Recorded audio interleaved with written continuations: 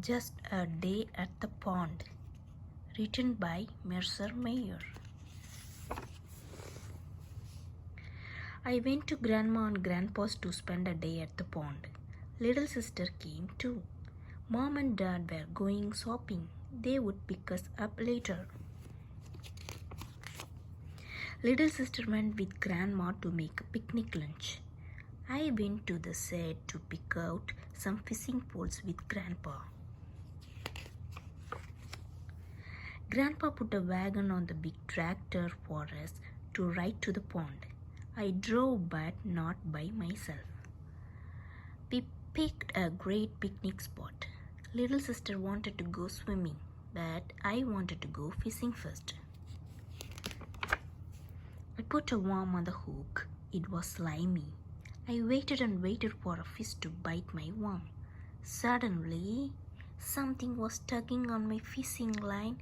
It was pulling me into the water. "Help, Grandpa!" I yelled. Then the line broke. I thought it was a shark, but it was just a turtle. Little sister was swimming with Grandma. "Teach me to swim, Grandpa," I said. I ran to the water's edge, but then I changed my mind. I wanted to catch frogs instead.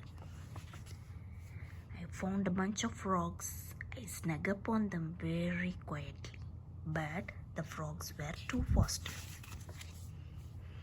I was all muddy. Grandma had to pour a million buckets of water over me. "Oh, look," she said. "Little sister is swimming so well with Grandpa." I could swim if I wanted to, but I decided to explore instead. I found a good hiking stick. I found a hole in the ground. I stuck my hiking stick into it. Something made a buzzing sound. It was ground bees. I ran as fast as I could. Grandpa came and got me. We jumped into the pond and the bees went away. I was floating. I kicked my feet and paddled my arms as fast as I could. I was swimming with Grandpa. I swam with Grandma and little sister too.